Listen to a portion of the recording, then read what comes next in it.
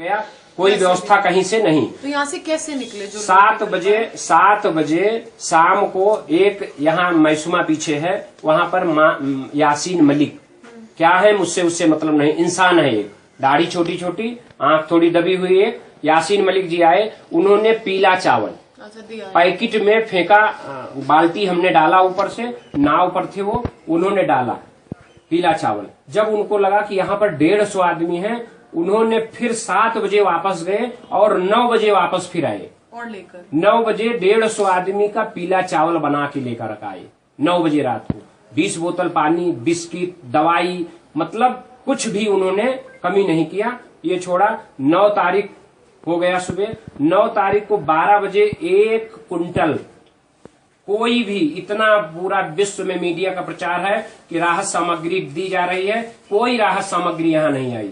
लाल चौक में हम सब ऊपर देखते देखते थक गए, हेलीकॉप्टर हेलीकॉप्टर हेलीकॉप्टर घूम रहा, एक पैकेट कोई माचिस का नहीं गिराया कि नीचे माचिस का पैकेट यहाँ गिरा हो।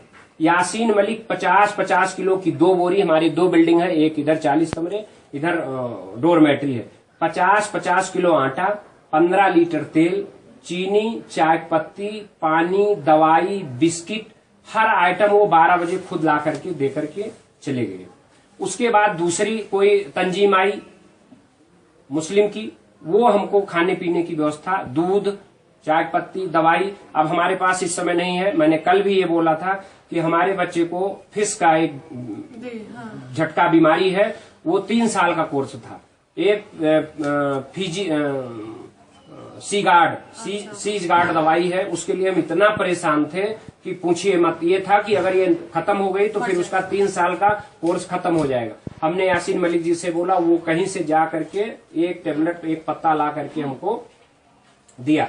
कल तक भी हमारे एक मेंबर कमल नयन धोन, जो सनातन धर्म के मेंबर हैं, वो पानी में, छाती के बराबर पानी में आकर के उन्होंने यहाँ हालचाल पूछा।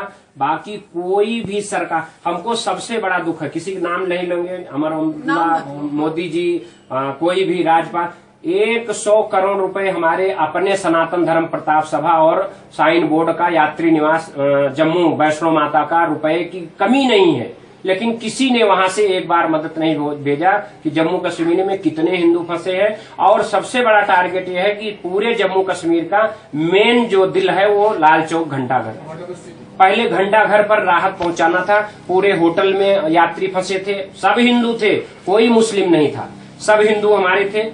उनके लिए किसी ने, हिंदू समाज के, सनातन धर्म के ठेकेदारों ने नहीं सोचा। हम यूपी से हैं, यूपी भदरसा एक बाजार है मुस्लिमों के एरिया, वहां मैं कल भी ये बताया था, आज भी हमारे यहाँ मुस्लिम के हाथ का पानी नहीं पिया जाता है।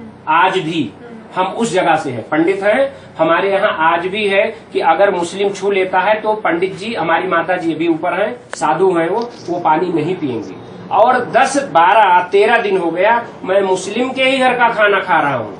हमारे सनातन धर्म के जो ठेकेदार हैं वो कहाँ हैं कि मेरा एक हिंदू 160 आदमी लेकर के फंसा है, क्या खाएगा, कहाँ से खाएगा, कैसे खाएगा।